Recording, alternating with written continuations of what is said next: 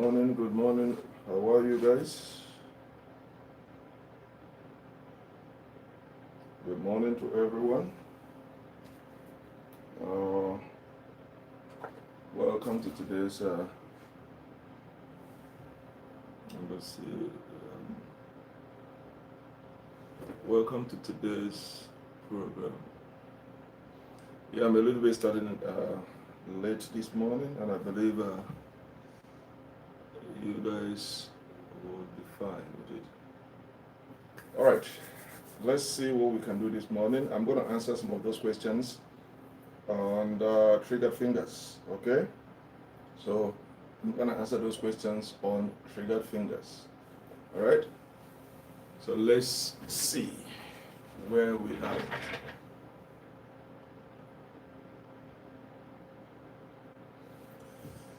Okay. All right. This is going to be a fan forum on. It's going to be a fan forum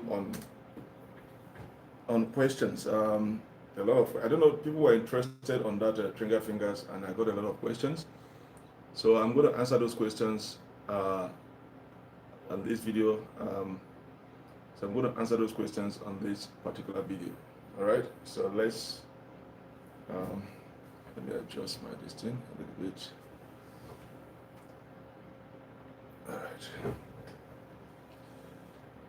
All right. All right. Good morning, YouTube, TikTok, and Facebook. All right.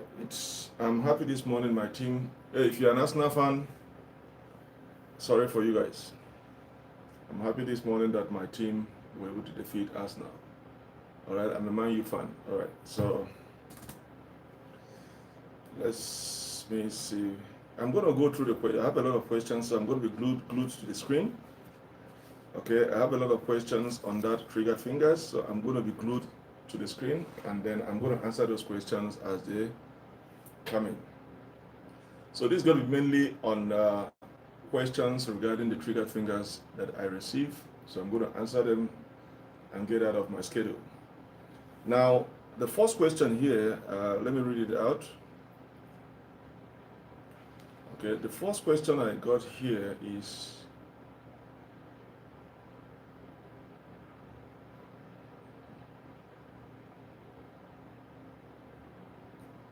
why are people with diabetes more? I think I did answer this question yesterday on the video, but I don't know if I did answer those questions, but I'm going to repeat it once more.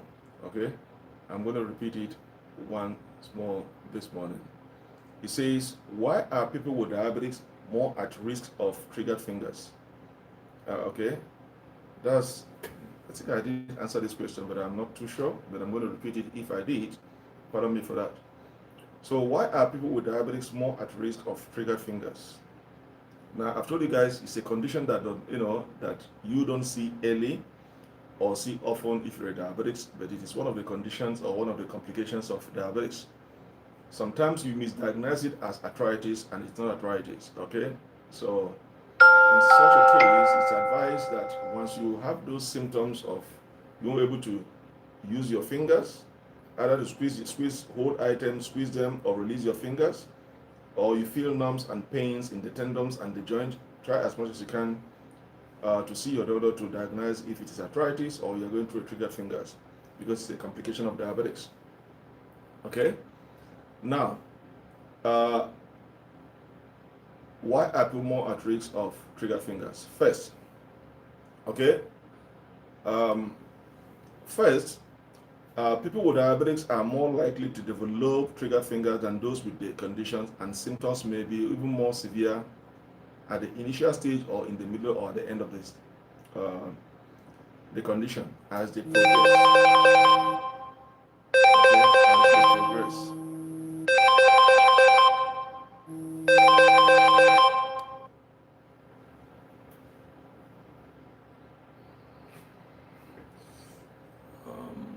Let me do something now. I'm gonna do something. I didn't know that I didn't turn this thing.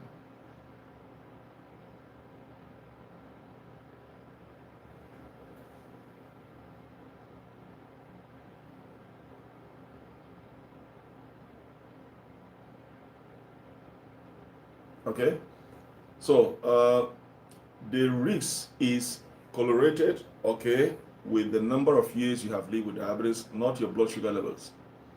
So the number of years you've been living with diabetes also plays a role. Now, if for instance you've been living with diabetes for 2 years, within those 2 years we're able to manage your sugar levels properly. Now, to avoid those complications, it's based on how you have been handling your diabetic situations for the past 2 years. Okay. I don't know. I'm gonna do something now. Just hold on. I don't know who is. I don't want to. I made a mistake. I should have done something here.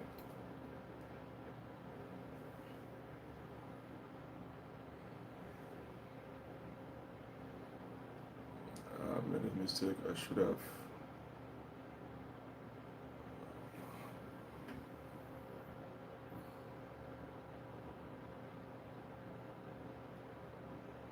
Noah, you're welcome. How are you?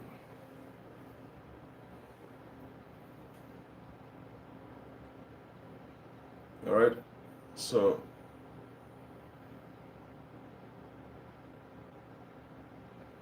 the number of years you've been living with diabetics has to play a role.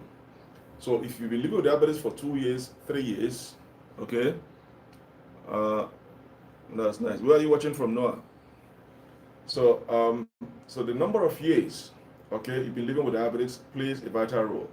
If you are managing your diabetes properly and you are controlling your sugar levels at all times, you're able to escape this condition of triggered fingers. Now it depends on how long you've been treating your diabetes. Are you managing your diabetes properly?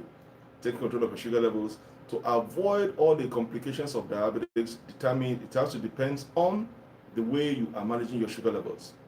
Some people are ignorant or they just don't care. They don't manage their sugar levels and they have series of complications from one complication to the other. So that's why it's important at all times to make sure that you manage your sugar levels frequently at all times. It is not a choice, it is mandatory in order to escape these conditions. So it is correlated on the number of years you live with diabetes. Now, that is why people are at more risk. Diabetes, if you're having diabetes, you are at more risk of having these triggered fingers because of the level of your status of your sugar levels. Now, another one is that women at birth may be more likely than men that develop triggered fingers. Now, women at birth, you're dealing with what?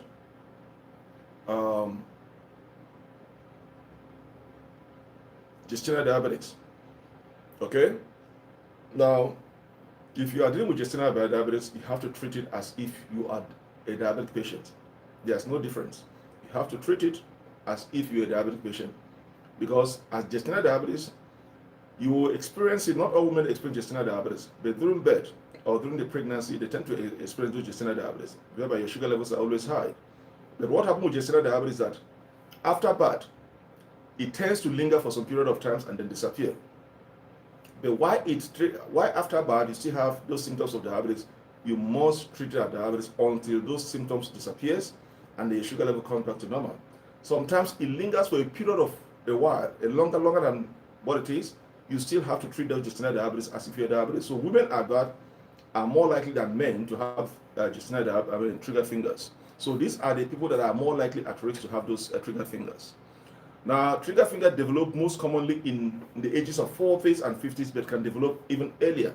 So people in the age bracket between 40s and 50s are prone to have those trigger fingers, but sometimes it comes up earlier, all right, below 40. So sometimes you see some people that they cannot even flex their fingertips straight, or they cannot even bend it properly to the fist, okay, or sometimes, their fingers are not straight. So these are all could be triggered fingers, but it is more advisable to have your doctor look at it to make sure it's not arthritis. Okay, so they have to differentiate between treating arthritis or triggered fingers. Mark, you're welcome. Mark, you're welcome. Chris, you're welcome on TikTok. On YouTube. So on TikTok, I have a lot there. Those that are watching me on TikTok, you're all welcome. Good morning or good afternoon, good evening, depending where you're watching me from. Now, those on Facebook, you are all welcome. So the age bracket between 40 and 50s are more likely to develop these triggered fingers. But sometimes it come up earlier. All right. Now, so those are the people that are more likely at risk to develop what? Triggered fingers. Now, people with other conditions will also be at risk. What are those conditions? You have Kappa syndromes. Okay, we have those that are Kappa syndromes. Okay, hypothyroidism. I think I've discussed this thing yesterday. Renal disease. So the Kappa syndrome, tunnel syndromes, or the hypothyroidisms, or rheumatoid arthritis. Especially, you have to differentiate between rheumatoid arthritis and then triggered fingers, because there's a correlation. You might think you have a rheumatoid arthritis, not knowing that you have a triggered finger. So that is why it is important to make sure your doctor diagnoses it properly, to make sure you're not being treated for rheumatoid arthritis while you have a triggered fingers. But they all have to do with the issue of what? Tissues and cells and nerves of your fingers. Those tendons, okay, when they are all stretched to the limit or damaged due to the high concentration of blood sugar levels, then you have a painful tendons that you won't be able to flex your fingertips. So rheumatoid arthritis and the tunnel fingers have similarity in terms of symptoms, but it is advisable to make sure that your doctor have a look at both of them to make sure that you are not being treated wrongly for something that is you don't have. All right, the renal disease also important. If you have a renal disease, you also are at high risk to develop triggered fingers or carpal tunnel syndromes. So I'm not going to waste much time on this. Let me go to the next questions because I have a couple of questions here on this. That's why I have to brush them out. Let me go to the second questions. It said, does high blood sugar increases your risk? This question is similar to the first question, but it's asked in a different way. Does high blood sugar increases your risk? The answer is yes. Why? If you have consistency in keeping your sugar levels more than the required level, yes, you are now exposing yourself to develop this triggered finger. Remember, you correlate with the number of years you've been living with diabetes and how do you manage your diabetes situations. So if constantly you've been ignoring controlling your sugar levels, you allow your sugar level to keep rising, then you are more likely at risk to develop triggered fingers. Okay? You are more likely to develop triggered fingers. And what are those triggered fingers? For those that didn't watch the program yesterday, let me tell you guys what are triggered fingers. Now, triggered fingers, you have to go and watch the video I did yesterday on this particular topic. Okay, on the triggered fingers. I did say something.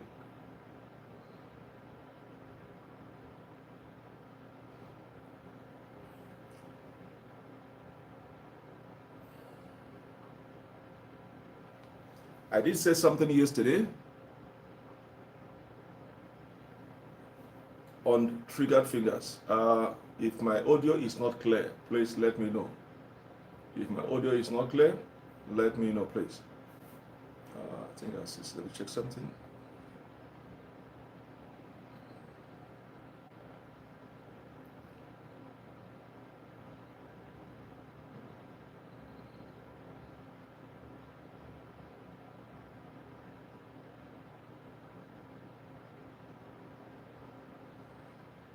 But I'm checking something. Somebody is sending something here. Let me see what it is.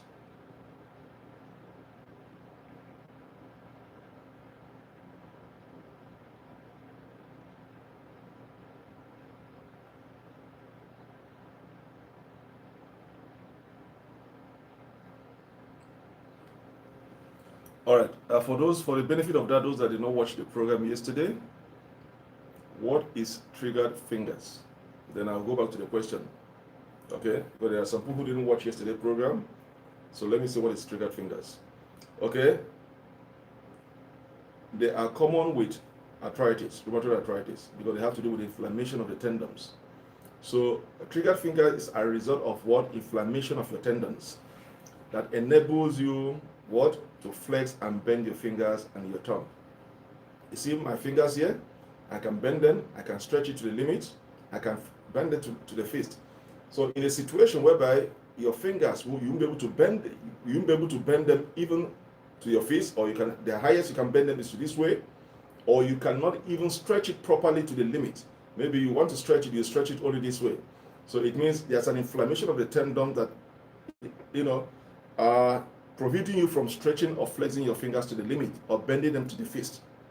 So when there's an inflammation of the tendons that enables you to flex and bend your fingers and your thumb, it is not only limit your flexibility of your fingers, it also inhibits your movement of your fingers. So it means the nerves, the tendons, the large and the tiny blood vessels are all completely damaged. They are not functioning properly, and then you start feeling what? Pain. So in this situation, you'll be able to move your fingers properly or straighten them to the limit. So that is what is called triggered fingers, because you are not able to stretch your fingers to the limit or bend them to the face. There's a limitation that you can only open your fingers to this, or you can only bend it to this, or you find it very difficult to grab some items or to hold them because of the injured tendons. So that is what is called triggered fingers, and it's a complication of diabetes. It's a complication of diabetes. If you fail to control your diabetes situations, then you have an issue with that. So let's go back to that question. Does high blood sugar increases your risk? Okay. Now, when you have, as I said, when you have consistency in keeping your blood sugar levels and your A1C levels high, okay, over a length of time, then yes, you are exposing yourself to a high risk of having these triggered fingers. Okay.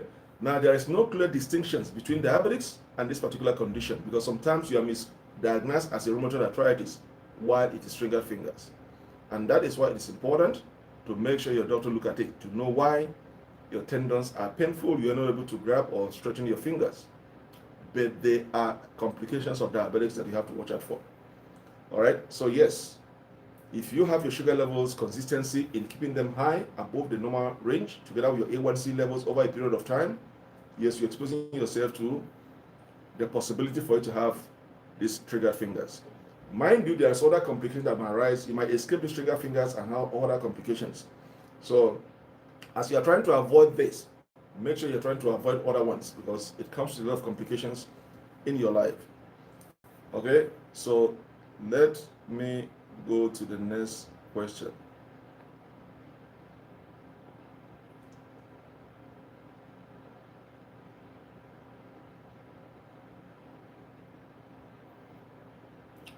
Now, the next question says, what are the symptoms of triggered fingers? Yes, yesterday I was supposed to tell you guys the symptoms. While I was doing the program, I was supposed to tell you guys the symptoms, but I was, because of time limitations.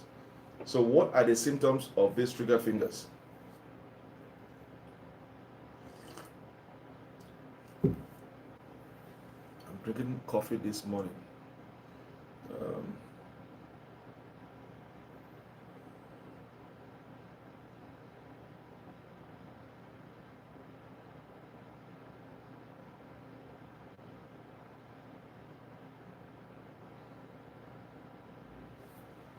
I'm trying to understand what you're asking me here.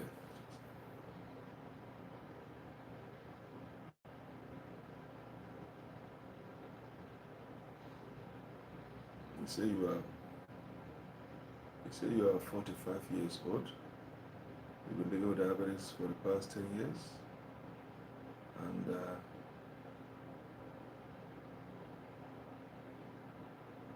you're not able to walk with one of your legs. You don't know whether it's a stroke or triggered fingers. All right. I'm trying to rephrase your questions. You are asking me indirectly. You don't know what, because you are watching my program and say you don't know if you have a stroke or a triggered fingers, because you've been living with diabetes for the past how many? 10 years. And in one of you are not able to flex one of your leg. All right. I'm going to just answer it in a different. Sorry, I'm going to come back to the symptoms of triggered fingers, but let me deal with this question here. I hope the person that asked these questions, you will be able to watch this video and then help yourself. Now, you don't know whether you have a stroke, or you don't know whether it's a triggered finger, because you won't be able to flex one of your legs. Now, one thing you have to understand is that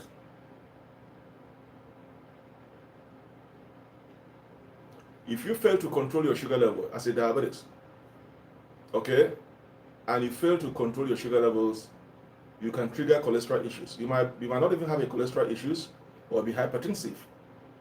But because you fail to deal with your diabetes situations and then you trigger cholesterol issues and become hypertensive, that means you have the 3 chronic conditions. Now, the cholesterol issues, okay, and the hypertensive attached to it also can cause you to have what is called stroke. Now, when you have too much cholesterol in your bloodstreams, that can trigger a lot of issues in your system. Okay, so, and the hypertensive nature of your own self. Also, the combination of these 3 can cause you to develop stroke or have paralysis in one part of your body or one part of your arm or leg. So now, because from what you're telling me here, you say you cannot flex one of your leg. You're not telling me, because when paralysis happens, when you have stroke affects one part of your body. Okay, it affects one part of your body and leave the other part of the body. Now, if you are not able to flex one of your legs, I don't know to what extent, I would advise you to see your doctor to know if you have a stroke, or is it the triggered fingers, or is it another issue? There could be several reasons why you are not able to flex one of your legs. But you didn't describe the condition. You only said that you're not able to flex one of your legs. So I would advise you to see your family doctor to do a proper check on you to know if you have a stroke. Check your cholesterol levels, check your blood pressure also matters a lot. Some people don't check their blood pressures. They only check their blood pressures when they go to see a doctor. But it is important, once in a while, make sure you check your blood pressure, and also your cholesterol is very, very important. People don't know what is called cholesterol. Cholesterol is very, very dangerous when you have too much cholesterol in your bloodstreams. So for you that ask these questions, I would advise you to see your family doctor to find out. I don't know if you have to see if you have stroke, what nature of the stroke it is, because there are different types of strokes. And rule certain things, rule it out. If it's not a stroke, better rule it out and find out, because now you say it's one of your leg, it might spread. It might be, okay, one of your leg, you're able to flex it, and then all of a sudden it starts spreading to other part of the body. So the earlier, the better you see your doctor to find out if this is a stroke, or are you saying, you know what, I might have a trigger finger. This is a trigger fingers, it's not a triggered feet or leg. All right, but they all have to do with the nerves. Now, what you don't understand, what the role the nerves plays in our systems. The large blood vessel that carry most of the nutrient. When the heart pump the blood, when your heart pump the blood out, it goes into the arteries to the blood vessels. The blood vessels is the larger vessels that carry most of the blood that contains a lot of the nutrient that our body needs. So when it's getting nearer to the specific area where the nutrient is needed, it is going to empty those blood into the tiny blood vessels, which are the nerves. The nerves is what takes the nutrient now directly to the places where they are needed. So that is why when your nerves are completely damaged, it means the blood cannot empty those nutrients into the nerves to take you to the final destination, and that's why your nerves completely becomes damaged. And once your nerve damaged, it affects that particular organ. That's why you go blind, because the nerves connecting the retina is completely damaged. Blood is not getting to those areas.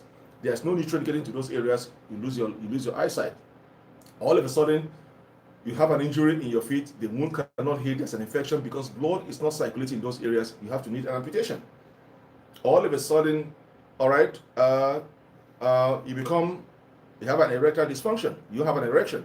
For the woman, they lost libido. They don't have the feeling for having intimacy anymore because those nerves in those areas are completely damaged. Blood is not circulating in those areas.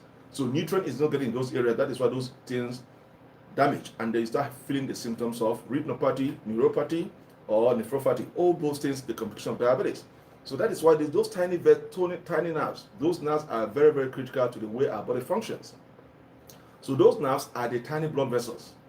The larger blood vessels carry the nutrient and they empty them into the smaller blood vessels, which are the nerves.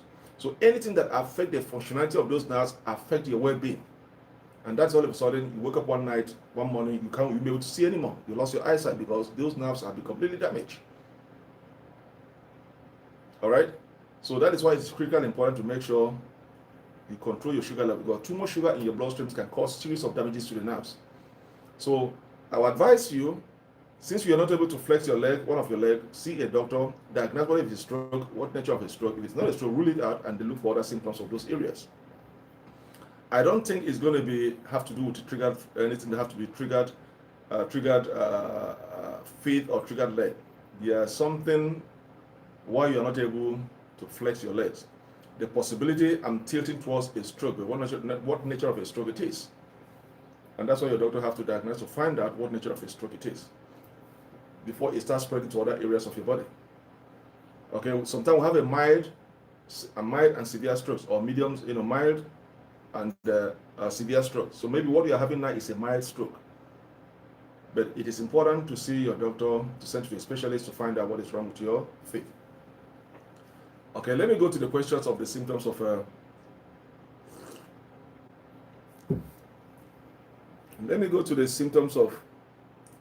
triggered fingers.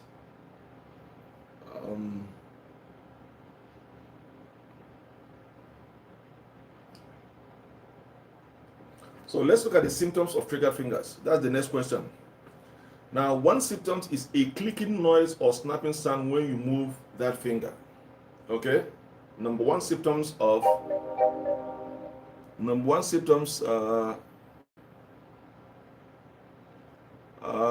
Shay, thank you very much. Shay Bud, thank you very much. Yeah, hi, Shay. Okay, now let's look at the first symptoms. The first symptoms of triggered fingers, okay, is a clicking noise or snapping sound when you move that finger. You're not able to stretch your finger out or bend it to the fist, but anytime you try to move that particular finger, there's a clicking sound or a snapping sound when you try to move it out. And you feel a little bit of pain in it, the tendons. Now, the second one is finger may get stuck in a curled positions. Okay? The finger, look at, you see how straight my fingers are. I'm able to flex it to the limit and then flex it to my feet. Sometimes if you have a triggered fingers, I can stretch the finger to this limit. You see, it means it's not straight, it's coiled. Watch the back of my finger, it's coiled, it is not straight. So now you might have a coiled finger, sometimes you can only raise it this way, or the thumb, you can only raise the thumb this way. So that means that's the limit. You can stretch it. Even bending them close to the feet becomes very difficult. So you may have stuck in a coiled positions, so you'll be able to pull or release it. Okay? Now, the third one is at any degree of stiffness. The third one is any degree of stiffness or inability to bend or flex your finger normally. So you find it very difficult to bend it properly to your own satisfaction or to release it to the fullness. So you're having stiffness, you're having resistance. The same thing with the thumbs. Okay? You're having resistance to release it properly. Even when you want to grab something, you find it very difficult to grab something properly. So you're having stiffness in those fingers or the thumbs. So there's a degree of stiffness, resistance in releasing or bending to the fist. Okay? Now the next one is consistent soreness or ache at the base of your finger or thumb. It's accompanied with pain, soreness. Okay? Because of the tendons. Now, if you know the tendons, if you guys know the tendons, there are cartilages that join in the joints. We have tendons and there are cartilages. That is why there are cartilages rubbing the joint. That's why you're able to bend your fingers. So when those cartilages are worn out, it means it becomes bone to bone. And that's why you're feeling those consistent soreness or ache at the base of the finger. At the base of the finger. All right. Now, the next one is that a small lump of, okay, I'm going to post it. Somebody said I should post this, post it on. I'm going to post it. Now, the next one is a small lump or bump at the base of the finger. So you have a bump or a lump.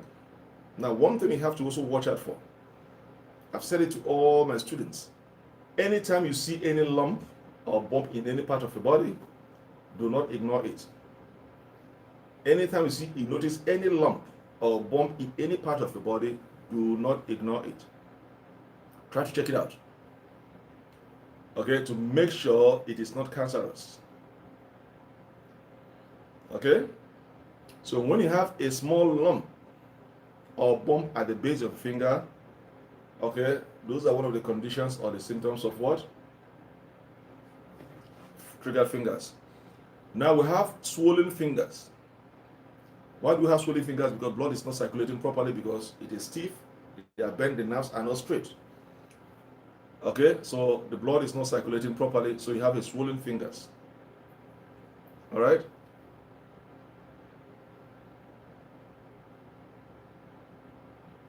All right. Now, the next one is fingers may bend or move together rather than each individually. So you see my finger, I'm able to bend each of them the way I like, okay, individually. But when you have triggered fingers, you cannot do them separately. It means you have to, the fingers go together. So you are trying to bend this one. For instance, I'm trying to bend this one. Instead of me bending this one alone, all the three will go together. So they are not going to, I won't be able to do it individually. All my fingers, whatever I want to do with one finger, all the other finger have to do the same. So the fingers may bend or move together, not individually. All right. So now you're able to bend each of your fingers, but when you have triggered fingers and you try to bend one finger, you can't. As you're trying to bend one fingers, the whole fingers will go together. Okay, so that's one of the symptoms. And then you have pain when trying to move or use finger or thumbs. So those pains accompanies it. Those are the symptoms of triggered fingers. But as I said, all right, there's a difference between rheumatoid arthritis and the triggered fingers. If you're a diabetic and you have this condition, try to diagnose it properly with your doctor to separate both, so that you are not treated wrongly while you are battling one condition. They all have similarities in terms of the inflammation of the tendon. Okay, inflammation of the tendons, they have similarity, but it's important to rule certain things out, to rule certain things in. So those are the symptoms of triggered fingers. Let me go to the next question.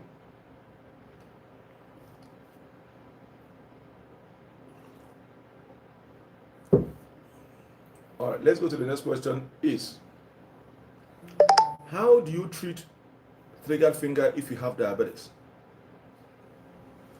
Now, I've told you guys, diabetes has no cure. If you are dealing with diabetes, it's a terminal illness, it's a chronic illness, it's a long-term illness, it has no cure. Now, for instance, somebody is asking me, oh, this neuropathy that I'm feeling in my feet, why am I feeling this pain, soreness, tingling, burning sensations in my feet? Why? Why there's no cure? There is no one particular cure for neuropathy.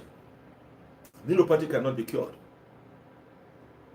You can manage it, but it cannot be cured, especially if it's related to diabetes. All right? Now, there are several medications for neuropathy. It's just to manage it, to reduce the pain, the stiffness, the burning sensation, but it cannot be cured permanently. Single reason is it is related to diabetes. Anything that is correlated or attached to diabetes cannot be cured.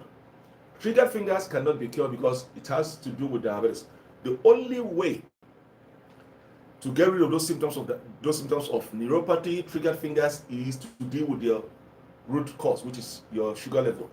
Say, for instance, if diabetes can be cured, that you have diabetes now, you go to the doctor, they give you some medication, injection, and everything cured. Then that cures all the symptoms of diabetes. So the only way you can cure triggered fingers is for us to get a permanent cure for diabetes. But for now, diabetes cannot be cured. So as long as diabetes cannot be cured, you can't cure neuropathy, and you can't cure triggered fingers, because it has to do with the complications. For instance, you might have your sugar level good this morning, and then in the evening your sugar level is high.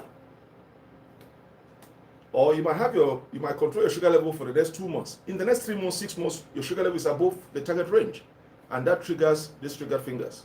So that is why it cannot be cured permanently, but it can be treated. Remember, treating something and curing something are two different things. You can treat something but not curing it. That's why we can manage diabetes, we can treat diabetes, but we are not curing it. It's understanding the norms of diabetes, the rules and regulations of diabetes, that's able for you to live with diabetes and manage it properly. but it cannot be cured. So when they sell you certain medications that this can cure, that you're just wasting your money. You can treat it, you can manage it to live a normal life, but it cannot be cured permanently. Can you reverse diabetes? Yes, diabetes can be sent into remission. But when you are sending diabetes into remission, does not mean it has been cured. It can still go back when you're being carried away. So there are different ways to treat and manage triggered fingers depending on how severe the symptoms are. So doctors don't treat symptoms, we treat the underlying cause of those symptoms to get rid of those symptoms. So for you to treat triggered fingers and get rid of permanently is, say for instance, the government announced now, oh, we have gotten a cure for diabetics. You get a diabetes, go to the hospital, they give you an injection tablet, that get rid of it. Then you can cure all those complications permanently. But as long as it's attached to diabetes, it cannot be cured, but it can be treated. So the question is, how do you treat triggered fingers if you have diabetes? It's by managing your diabetes. You have to go back to the root. You have to go back to square one, is taking care of your sugar levels. Maintaining it to the normal level, listening to your doctor's advice, taking your medication, exercising, reducing your weight. Those things they ask you to stay away from, you stay away from it. And concentrate your effort on those things that I want you to do more frequently. That is less carbs, more fiber. So you have to, your food is going to be less carbohydrate, more fiber. You're going to change your diet, change your lifestyles. Okay? So there are different ways to treat and manage triggered fingers, but depend on the severity of the symptoms. One, light flexing. Light flexing is that, it's like a, what do you call it? Therapy. Okay? Light flexing. So, when you start noticing the symptoms of triggered fingers bending, try to be flexing your fingers. Make sure you don't just leave it permanently. Try to give it some therapy, light flexing. Okay? So consistency to make sure that, because when it is locked permanently, that is it.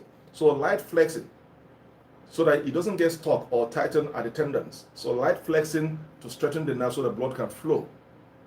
While you are feeling those pain or while you're having swollen finger, because blood cannot flow into those nerves. Those nerves are completely damaged. So blood is not getting through. That's why you're having those pain. The nutrient is not getting through. The nerves, our bodies are connected with nerves. Once the nutrients are not getting through to nourish those areas, you start feeling those symptoms of pain. For instance, you are hungry. You know when you're hungry, your body tells you need to eat. If you fail to eat, you're going to lose energy. You're going to feel weak and tired. Until you eat to give your body, to boost your energy level, then you become fit and agile to continue what you are doing again. The same thing when the nerves in our body are completely damaged and the nutrients are not getting through, you start developing symptoms. So light flexing is one way of giving your those fingers therapy. Okay. Hello, Jason. How are you on YouTube? Shay, say hello. Hello to you. And Kat, how are you? Hi. Those that are watching me on TikTok, how are you guys doing this morning? All right. On Facebook, you're welcome. So the second one is regular physical therapy to stretch and exercise the affected finger or thumb. Okay. So you have to give yourself those fingers. You have to give a therapy, and that is why, if you are the type that exercise, that's why exercise is very critical. If you're a diabetes patient or you have somebody you're taking care of, exercise is very critical. Okay, so when you go to the gym or you are doing exercise at home, you have to, apply pressure on your finger, exercise your fingers. Okay, exercise your fingers, because when you exercise your fingers, you are, releasing those nerves. Okay, you're releasing those nerves so that blood can circulate properly. That is why exercise is critical in your well-being. When you exercise frequently, there's a good circulation of blood all over part of your body. But if you're not the type that's exercise, you just talk there. That's why you see most of those nerves completely getting damaged weaker day by day. So when you exercise, you are putting pressure in your fingers. Okay, you are applying therapy in those areas. So it's going to be very hard for you to have triggered fingers, even if you are diabetic. And also exercise also helps to treat the symptoms of diabetes. If you are exercising consistently, okay, if you are exercising consistently, you might not even need medication to live normal life as a diabetic. Because once we are exercising consistently, there's going to be, your sugar levels are going to be normal most of the time, and then there's going to be a good circulation of blood, and you are going to avoid these complications. So exercise is critical in managing diabetes. So regular physical therapy to stretch and exercise the affected thumbs will help. That is the light flexing. All right. Now, wearing a splint on the affected finger or thumb to essentially keep it straightened. Remember, you have a trigger finger because you can't stretch your fingers straight. They are coiled. You can only stretch it this way. You can't even go this way. You can't even stretch it to their feet. Or sometimes you see one of your fingers is like this, or this one is like this. So what we do is that we wear a splint. If you go to a specialist, they give you a splint to keep it straight. So when they straighten it, they put a splint there to keep it straight.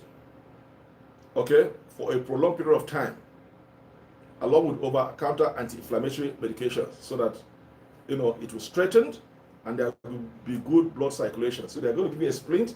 So once you put a splint, a cast in there to keep your finger straight for a long period of time to get blood circulating in those areas, and then the nerves to get their nutrient. Now, one thing is, you see, one thing with nerves, that when nerves are completely damaged, they can be repaired. They can be replaced. But the only thing that can be recreated or repaired is blood vessel. Blood vessel, if one blood vessel is damaged, or the blood vessel by itself can recreate another blood vessel to pass through. Okay? But nerves find it very difficult to recreate by themselves. So that's why it is very important. Once nerves are damaged, you start feeling those symptoms of losing your eyesight, or some part of your limbs, or having some illness. So that's one thing, that you have to keep your nerves healthy at all times.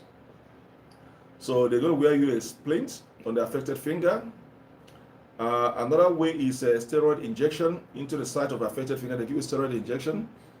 The success rate for this injection may be lower, but one thing is that when they give you steroid injections, I don't advise steroid injections consistently because of the side effect after a while. Because steroid is not something you have to take consistently, just for a short period of time to treat that particular thing and stop it. Because if you keep taking steroid consistently, it causes a lot of damages to your health. So sometimes they inject you steroid injections, okay, to see if the tendons are going to behave properly, all right, to relieve those pains, and then see, but the success rate is not all that nice. So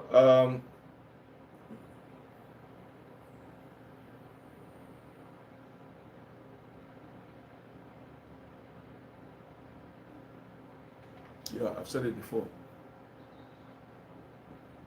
Jason, how are you? So all in all, I would advise you, if you're having this condition, I would advise you to see a specialist. There's a specialist for it, okay? Let your doctor refer to a specialist to check it out. Okay, let your doctor refer to a specialist to check it out. That's going to be my advice if you have this condition.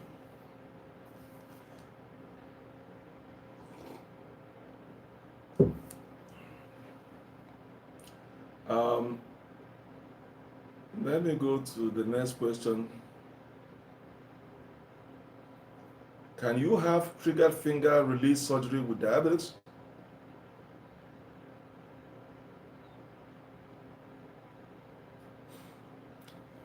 So the question says,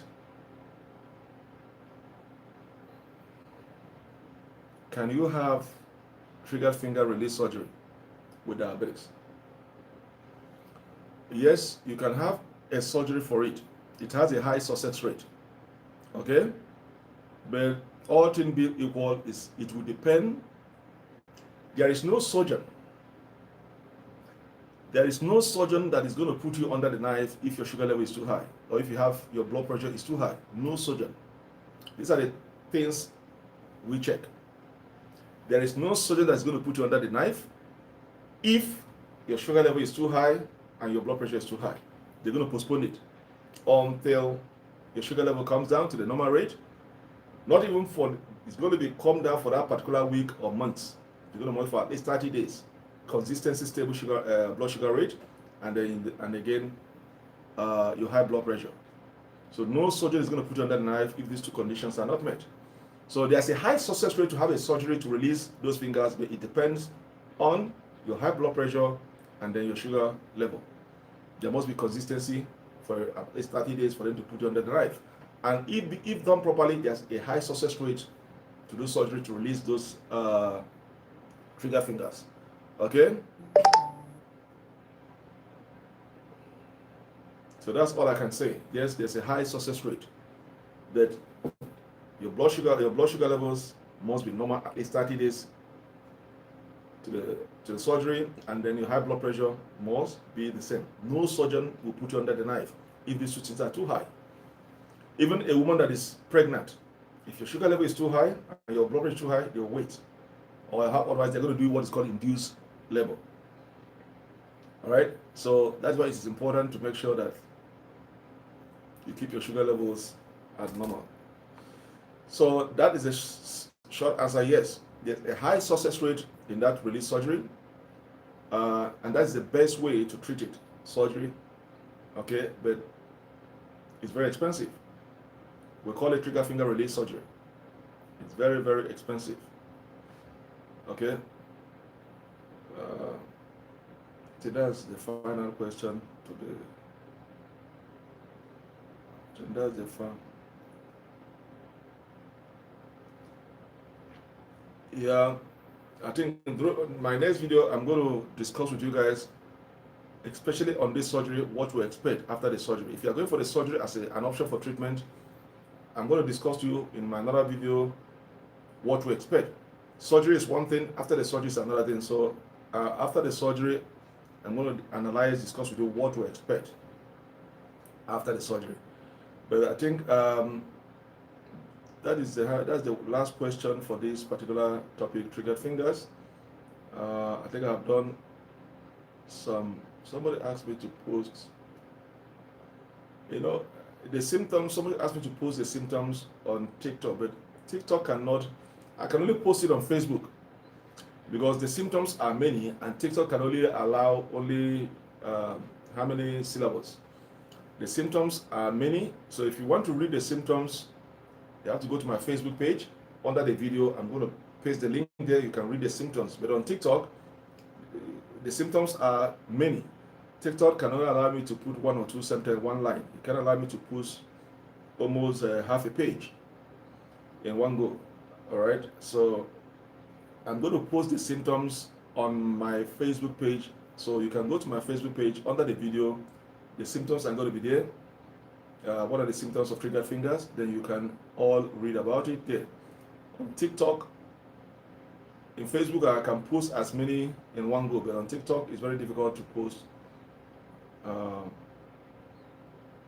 So go to my Facebook page. I'm posting it now on my Facebook page. Under the video, you see it there. What are the symptoms of triggered fingers? Let me do it now.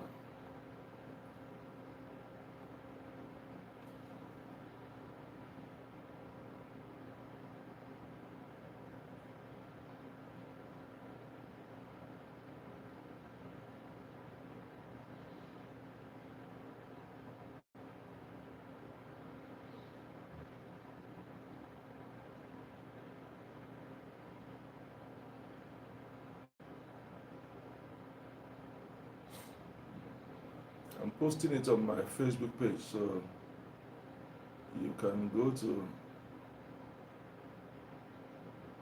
my Facebook page and read about it.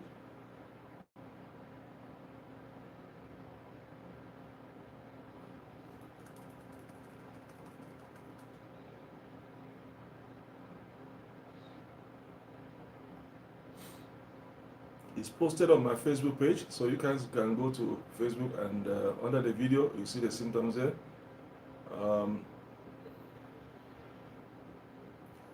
Around this random, how are you? You said hi on YouTube. How are you? If you have any question, any of you that have any question can put your question in the comment section there. If you have any question, please put it on the comment section if there's any question there.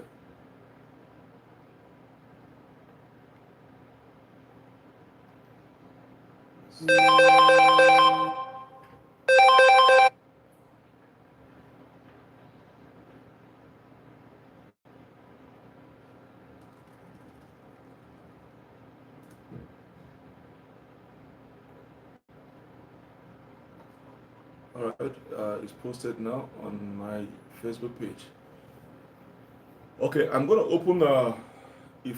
I'm not going to waste much time on this. If any of you have any question, If you have any question,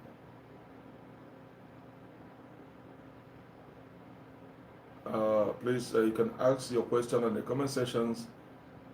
For those that are calling me on YouTube, I mean on WhatsApp, you gotta wait. Okay, I'm live now. I can't answer it. That's why I'm cutting it off. Don't call me when I'm live. Wait when I'm off air. Then you can call me or send me your question. Those that are my WhatsApp group. You can send me your question, but don't call me on the live. That's why I'm cutting it off. You guys, you know I'm live and you are calling me, so I'm going to cut it off. So you should wait till when I'm off the line. Then you can call me on my WhatsApp group or send me your question on the WhatsApp group. So if you have any question now,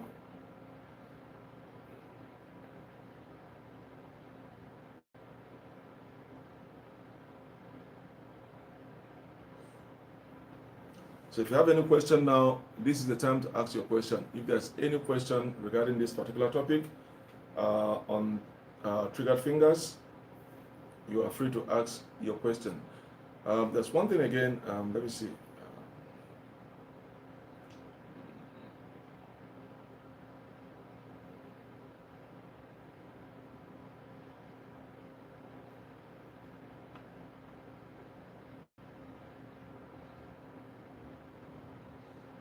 Somebody is asking, hold on, I see your question now.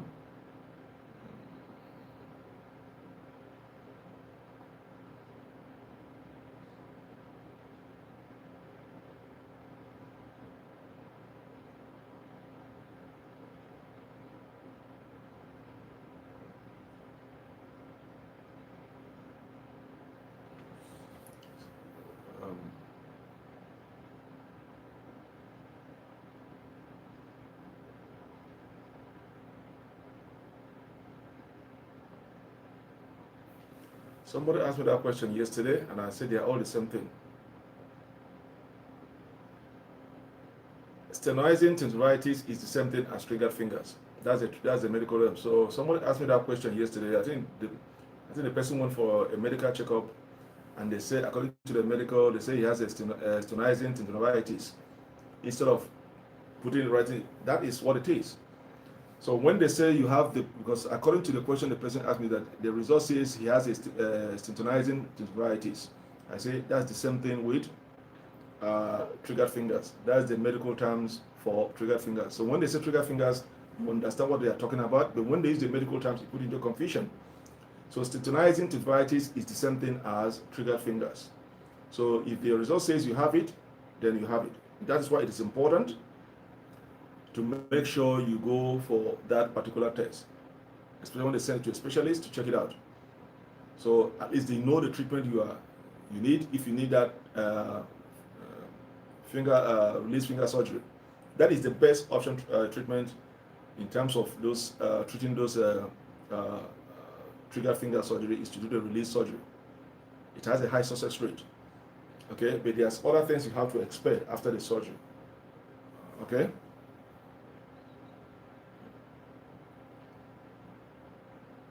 Those on YouTube, do you have any question? Those on TikTok. I don't know. I have a lot of people on TikTok. I can only just say I welcome all of you on TikTok. They'll have a lot on I can't mention your name individually, but if you're watching me, you're welcome this morning or this afternoon or this evening, depending where you are watching from.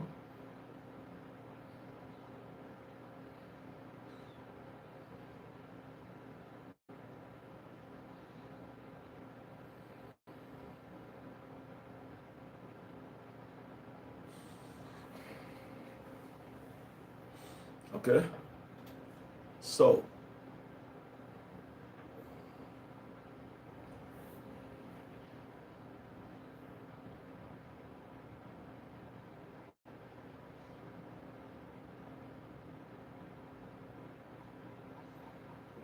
I don't have any other question on this, so I'm going to just let it be. Okay, so friends, I'm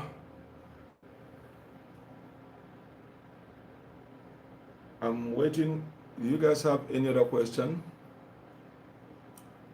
Okay, let me check my WhatsApp and see.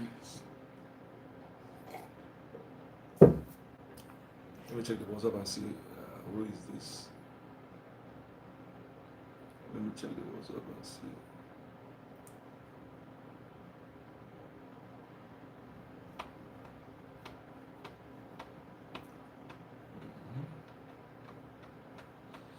Moses, your sugar level is okay.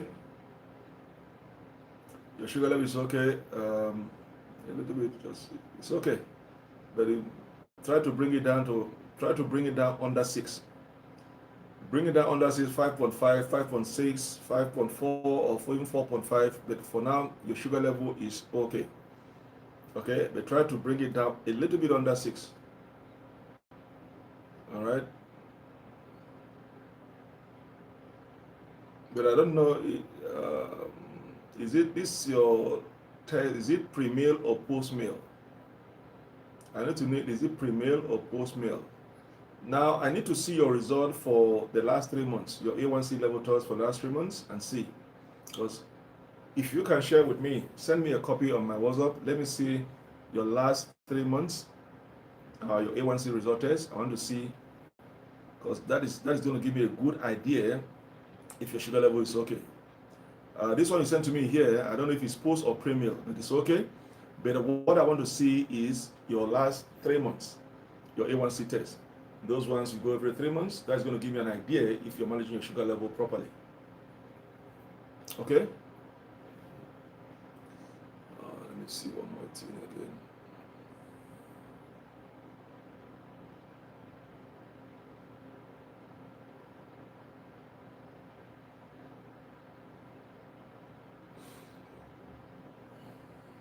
Aisha, I'm going to answer your question. I'm going to answer your question and send it back.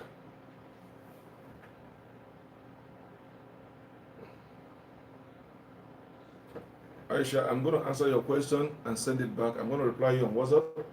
Okay? Hold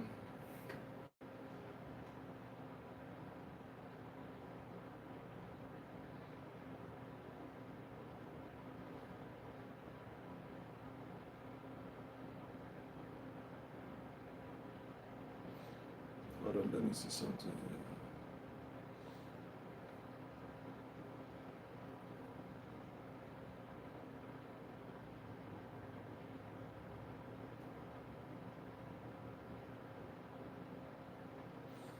All right. Okay.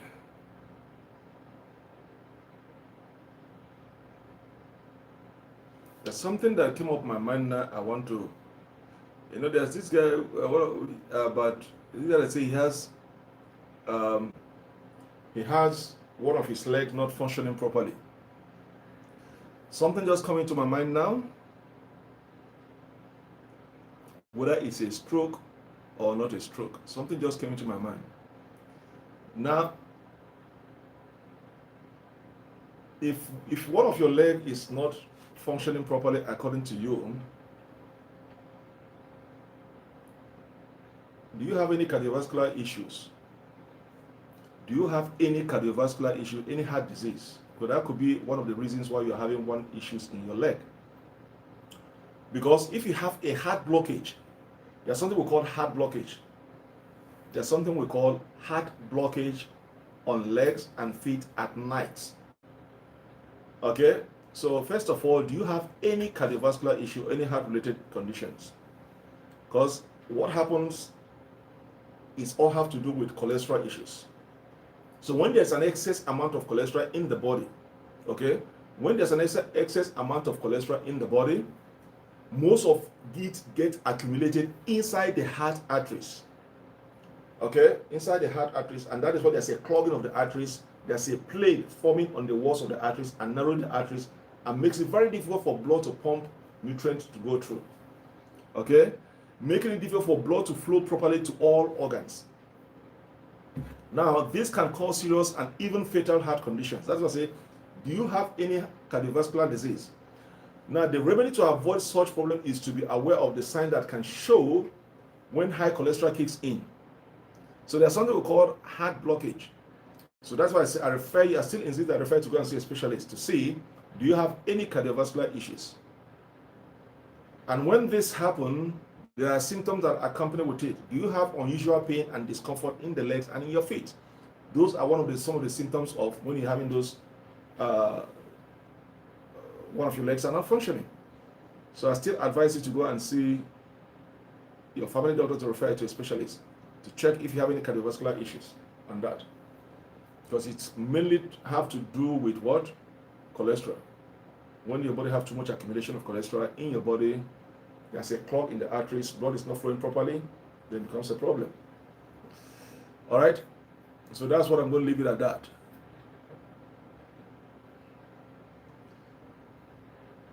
So that's where I'm going to leave it at that. So if you are having unusual pain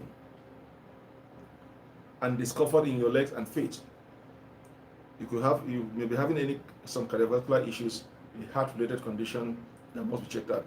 Clogging of the arteries is one. When there's a clogging of the arteries, it means there's a plaque forming in the walls of the arteries.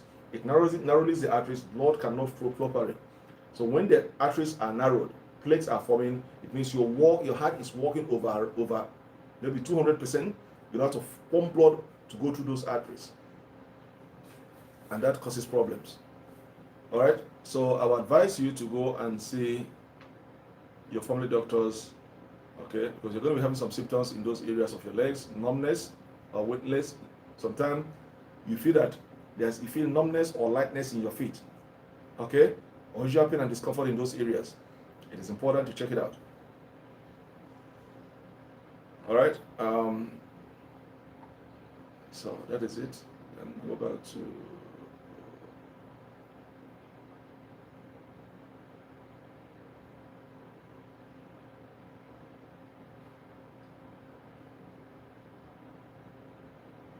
I'm looking at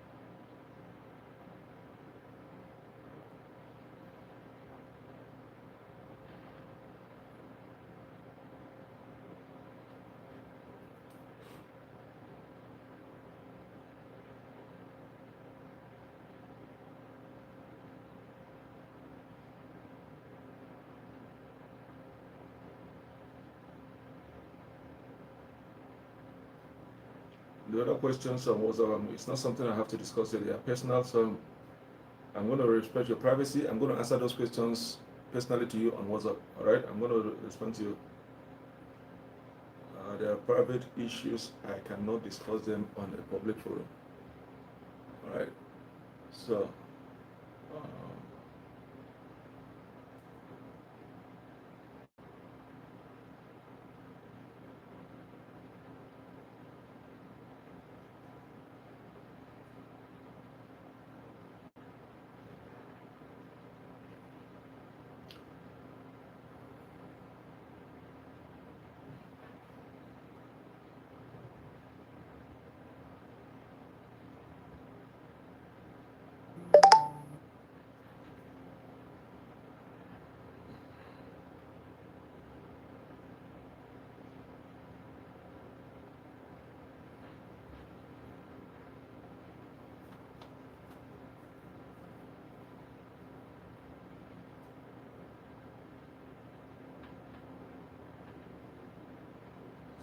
go to my Facebook. I've posted this on my Facebook. You see it's below the video. The symptoms are there.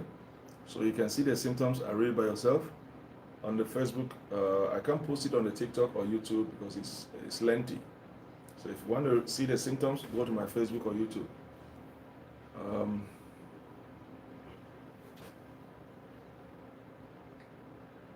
Emmanuel, there's something I'm trying to figure out. I'm trying to analyze your question.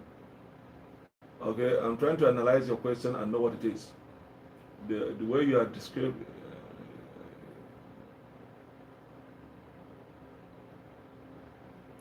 Emmanuel, I don't know if you anytime you watch this video, I want you see these two fingers. You either put it here on your wrist here. Put your two fingers on your wrist here and count it to see how fast your heart is beating. Okay, or put your finger here. You could feel the pulse of your heart. Your two finger. Put it here at the base of your neck and check your heart rate. Now, I'm trying to figure out. I don't have the full picture of what you're describing me here, but if your heart rate is beating faster than 100 beats per minute, you have what we call, there's something we call tachycardia. Okay, so if from what I'm reading here, I don't have a full picture of it, but I'm trying to make sense of what you're asking me here. If your heart rate beat is faster than 100 beats per minute, there's a condition we call tachycardia. Tachycardia is a medical term for heart rate that is beating faster than 100 beats per minute. So if your heart rate is beating faster than that, then there's something called tachycardia. Okay, and that can occur as a normal or abnormal heart rate response. And I would advise you to see your doctor on that. Okay, there are two conditions. It could be either normal or abnormal. Tachycardia condition, it could be normal or abnormal. Let me spell tachycardia. You guys can go and check it out. If your heart rate is beating faster than 100 minutes per minute, it could be tachycardia. As I said, I don't have full picture of what you are. I'm just analyzing from your question here what you are referring me or for me to induce.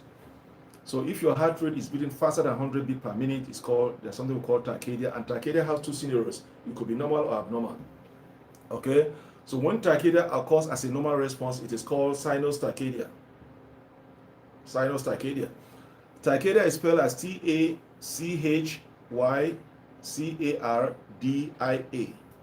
So for those that don't know the word tachycardia, you can go and check it out.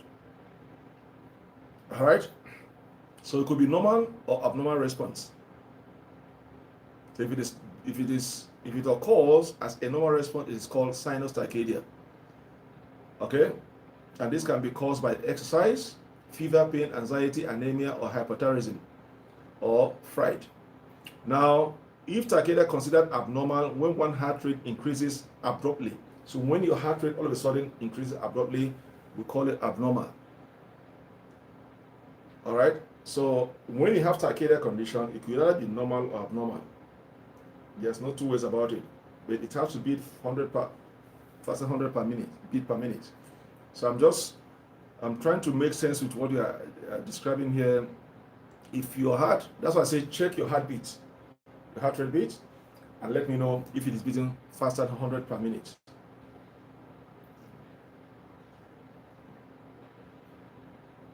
Okay.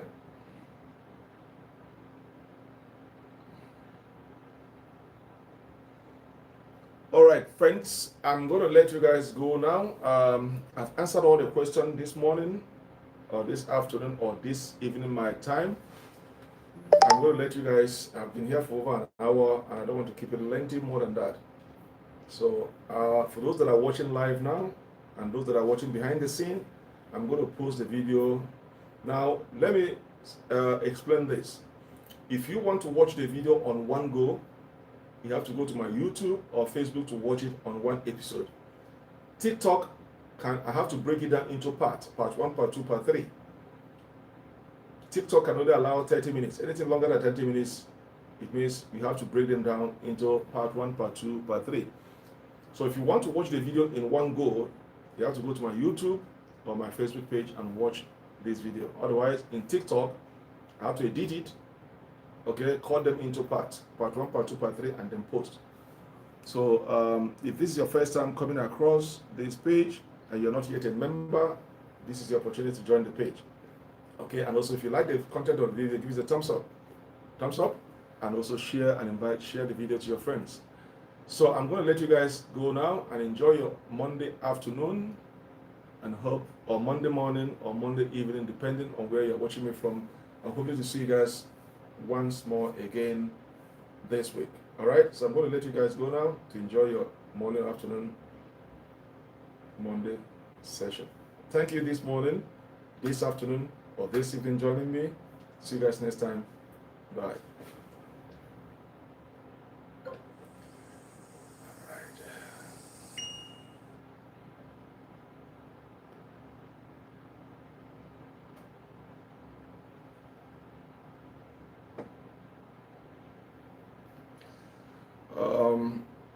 Let me see what is going on YouTube. YouTube, I'm going to let you guys know, go now. For all those that were watching me, thank you guys, and I'm going to see you guys some other time. Bye-bye.